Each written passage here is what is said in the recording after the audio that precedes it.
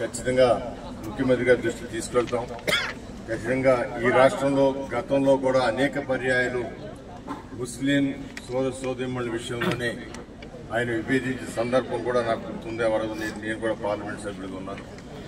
అందువలన ఈ విషయాల్లో తప్పకుండా వారితో మాట్లాడతాం. వారు అన్ని కూడా ఎంతో వివరంగా పరిశీలించే వ్యక్తి. ఏది కూడా పట్టడం కానీ లేకపోతే నమ్మటం కానీ, ఒకళ్ళు చెప్తే నమ్మటం కానీ కాదు.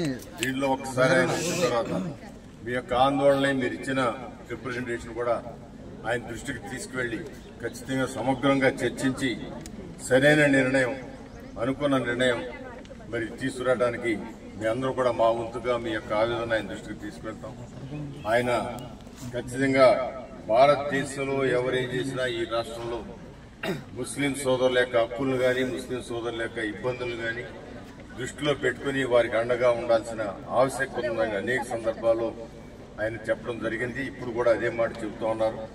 మరి అవన్నీ కూడా ఆయన కేంద్ర ప్రభుత్వం చట్టం చేసినా ఈ ప్రాంతంలో దాన్ని పక్కన పెట్టి సరైన విధానంలోనే అన్య మతస్థుల్ని వేయకుండా వేసే కమిటీలు మరి ఈ ముఖ్యమంత్రి గారి చేతుల్లోనే ఉంటుందని చెప్పి ఒక ఉద్దేశం నాకుంది. అది ఎంతవరకు ఖచ్చితంగా ఇక్కడ అన్య మతస్థులు ఆంధ్ర రాష్ట్రంలో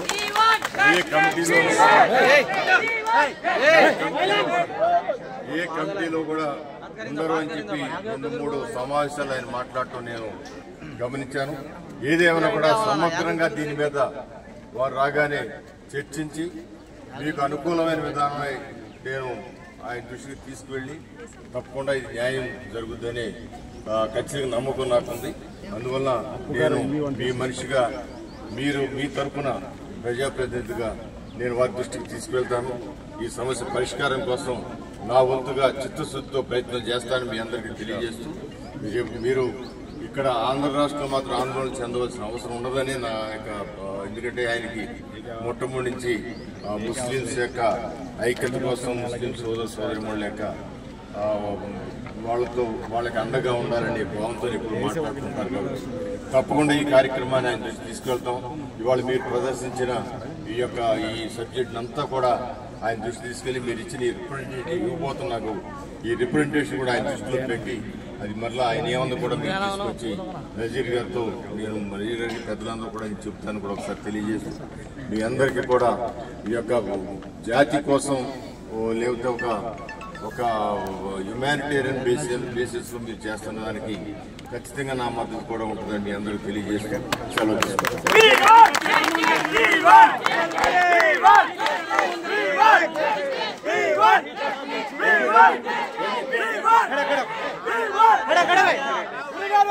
ఆంధ్ర ఒకటి కాదు, మొత్తం ఇండియా మొత్తం ఉండాలి. ఆంధ్ర ఒకటి కాదు, ఇండియా మొత్తం ఒకటి.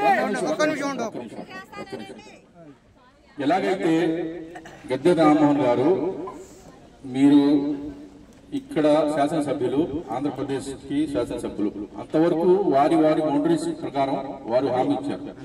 అది మనం గుర్తించాలి. ఇండియా మొత్తంగా జరిగే పోరాటాలు జరుగుతున్నాయి, జరిగే ఉద్యమాలు జరుగుతున్నాయి.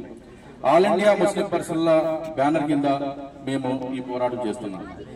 అందరూ కులమతాలకు అతీతంగా, వర్గాలకు అతీతంగా, జమాతులకు అతీతంగా, స్త్రీ పురుషులు భేదం లేకుండా ఈ చట్ట రద్దు చేయాలని కోరుకుంటున్నాం. ఒక్క విన్నపం చివరిగా మన ఎమ్మెల్యే గారు, ఎలాగైతే తమిళనాడు, కర్ణాటక, కేరళ ప్రభుత్వాలు, మమతా బెనర్జీ బెంగాల్ ప్రభుత్వాలు ఏ విధంగా అయితే అసెంబ్లీలో ఈ చట్టాన్ని మేము అమలు చేయబోము అని తీర్మానం చేశారో ఆ తీర్మానం వైపు ప్రయత్నాలు జరగాలని కోరుకుంటున్నాను. ఎందుకంటే ఇది ఉమ్మడి ప్రభుత్వం అంటే బీజేపీతో పాటు కలిసి పనిచేసే ప్రభుత్వం. ఇంత పెద్ద డిసిషన్ తీసుకోవాలంటే గట్స్ ఉండాలా, ధైర్యం ఉండాలా, దమ్ము ఉండాలా. మా ముఖ్యమంత్రి గారికి అవన్నీ ఉన్నాయి అనుకుంటున్నాం. ఉన్నాయా? కాబట్టి ఈ తీర్మానం చేస్తే ఆయన ముఖ్యమంత్రి పరిధిలో ఈ వక్ఫ్ చట్టం ఎట్టి పరిస్థితుల్లో కూడా అమలు కాబోదు అని ఒక చల్లటి కబురు మీరు మళ్ళీ వచ్చే శుక్రవారం మళ్ళీ వస్తాం మీ దగ్గరికి. ఎందుకంటే ఆల్ ఇండియా ముస్లిం పర్సనల్ లా బోర్డు తరఫున ఇక్కడ నుంచి 2 నెలలు నిరంతరం ప్రతి శుక్రవారం ఒక స్టేషన్, ప్రతి శుక్రవారం ఒక ప్రోగ్రాం ఇచ్చింది. అయ్యా మీకు ఒక మాట చెప్తున్నాను, మమ్మల్ని ఎమ్మెల్యేలని బయటికి రాకుండా గెరవ చేయమన్నారు, ఎంపీల్ని బయటికి రాకుండా గెరవ చేయమన్నారు. మేము మా ఎమ్మెల్యే అలాంటి వ్యక్తి కాదండి, మా ఆవేదన ఆలకిస్తారు, అంత దూరం అవసరం లేదు అని చెప్పి మేము మీకు ప్రశాంతమైన వాతావరణంలో వచ్చి మీకు మా ఆవేదన తెలియజేస్తున్నాం. కాబట్టి రాబోయే రోజుల్లో ఈ ఉద్యమం ఆల్ ఇండియా ముస్లిం పర్సనల్ లా బోర్డు సూచనల మేరకు తీవ్రతరమై ఏ రూపు దాల్చినా గాని దానికి ప్రభుత్వాలే బాధ్యత వహించాల్సి ఉంటుంది.